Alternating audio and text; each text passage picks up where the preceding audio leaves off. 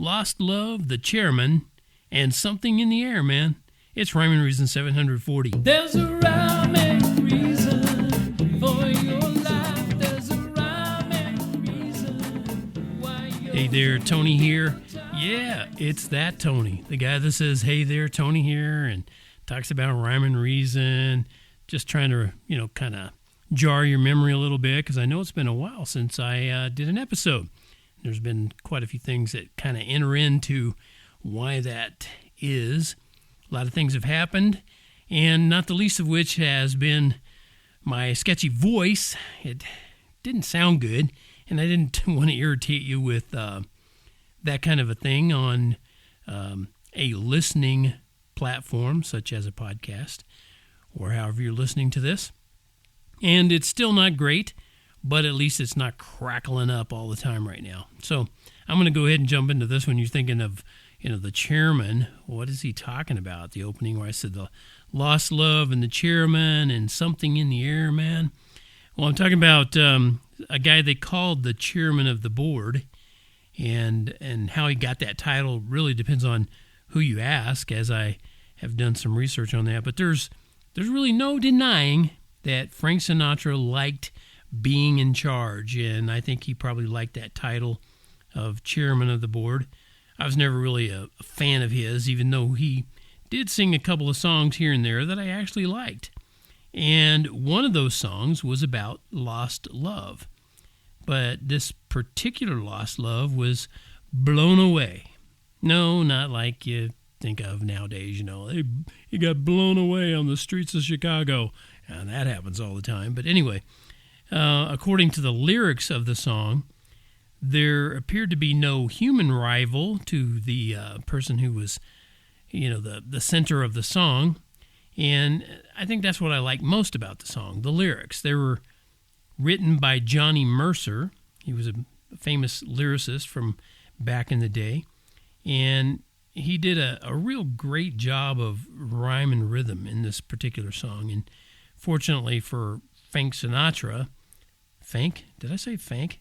Fortunately for Frank Sinatra, his voice was a real nice match for the melancholy message, I'll say, that was in the song. And I especially like the third verse that says, "The autumn wind and the winter winds, they have come and gone. And still the days, those lonely days, they go on and on. And guess who sighs his lullabies through nights that never end?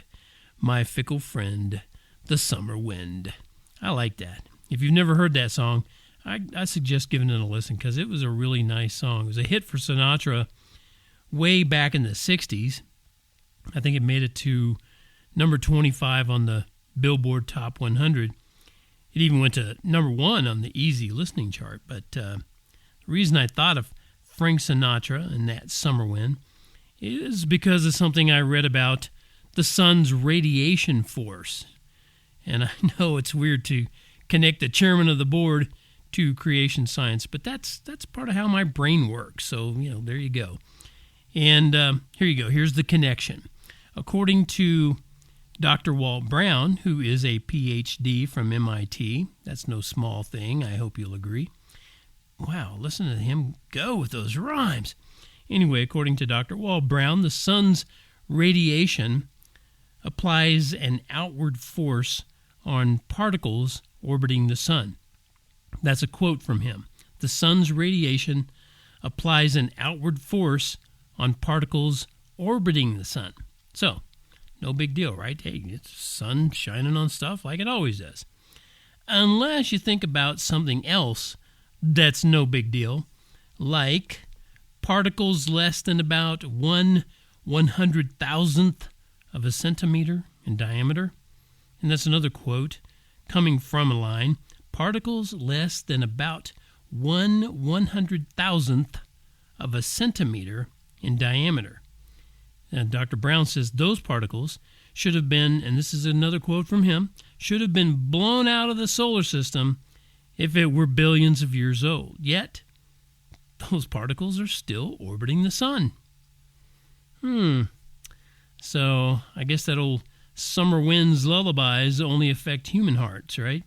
Or as Dr. Brown concludes, the solar system appears young.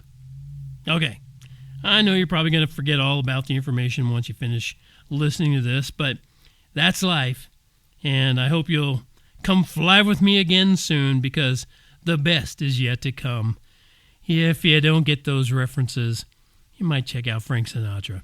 Until next time, this is Tony from TonyFunderburk.com, where I always remind you to remember that life does have rhyme and reason because God made you. There's a rhyme and reason for your life.